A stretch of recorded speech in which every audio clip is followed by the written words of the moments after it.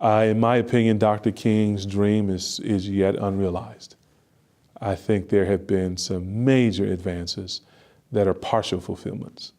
The Voting Rights Act, for example. The sort of franchise, the vote, was symbolic of so much of the American ideal and of Dr. King's dream. And the passage of that landmark legislation has to be regarded as a tremendous success of the civil rights movement.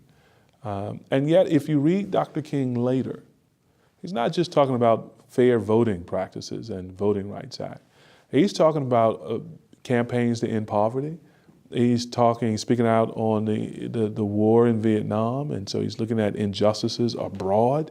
He has a much more sweeping vision of what he would think the beloved community would entail. And we were nowhere near that in Dr. King's day. We're nowhere near that in our day, though we've seen progress.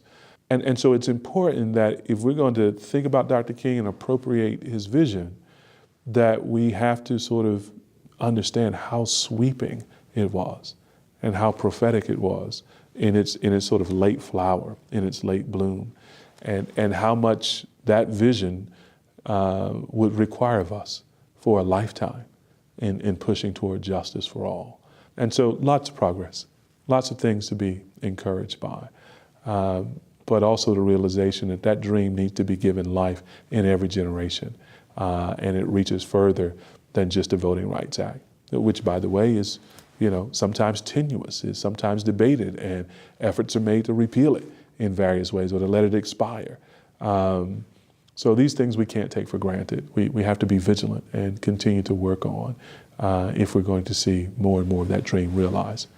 We'll see it finally realized when Christ comes, but until then we work.